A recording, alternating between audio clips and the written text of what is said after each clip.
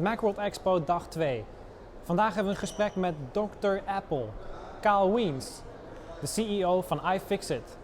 Ook gaan we weer de vloer op om tussen alle iPad-hoesjes en iPhone-hoesjes wat leuke producten en apps te vinden.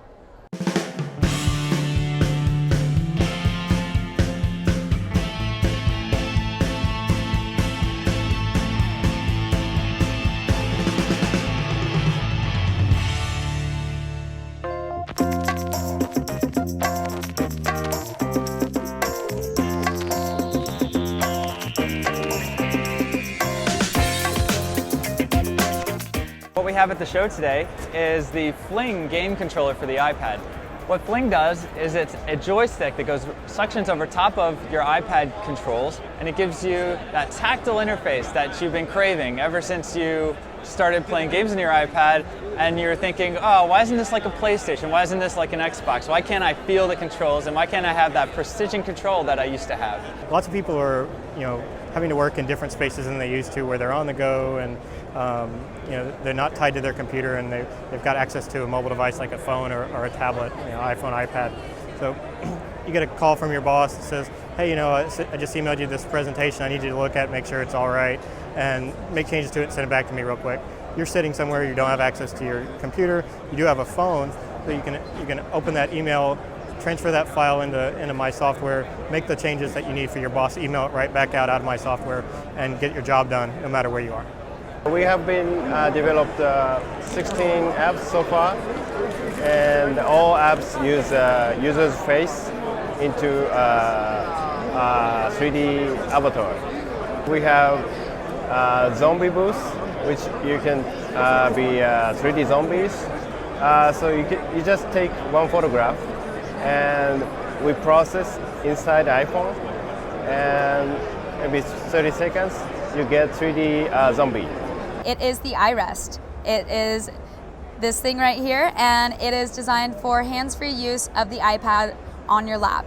It's the only product out there intended for this, and it's really awesome. As you can see, I can wave my hands around, enjoy a cup of coffee, whatever, all while having my iPad right here. I can, stream a movie or whatever. And another great thing, it's very flexible. We've got a nice hinge on here. It's sturdy enough, yet flexible enough.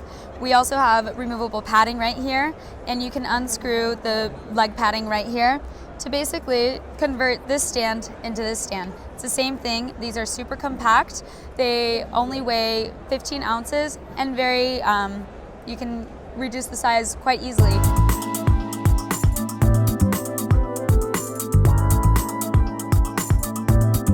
iFixit is a collaborative repair manual. We're like a Wikipedia of repair manuals. We have manuals for everything from the Apple products that you're familiar with to things like game consoles. We have a repair manual for the original Game Boy. So the primary reason that we do teardowns isn't just to get inside and show off the cool new gizmo. It's really that we want to teach people that these are not black boxes. This is something that you can get inside, that you can work on, and to educate people that we have to all take a part in making our electronic lives more sustainable and making these things work longer. We love taking apart Apple's products more than just about any other manufacturer because they're so elegantly designed all the way from the inside out.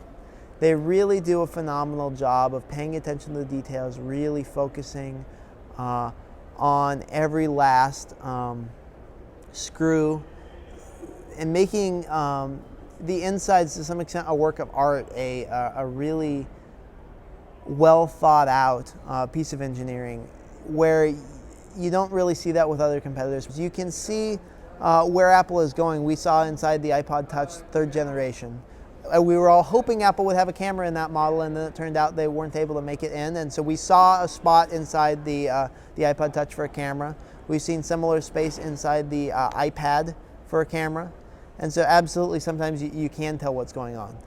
In other cases, sometimes we'll see something that we think is planned for the future, and it's actually not. So in the Apple TV, there are pens that look like they're for a dock connector.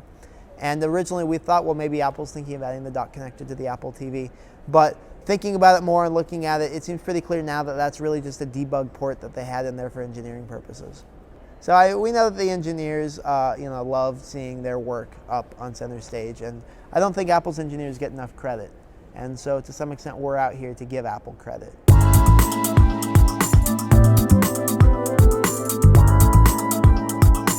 Dag 2 zit erop. Morgen zijn we er weer met een nieuwe aflevering van OMT in San Francisco.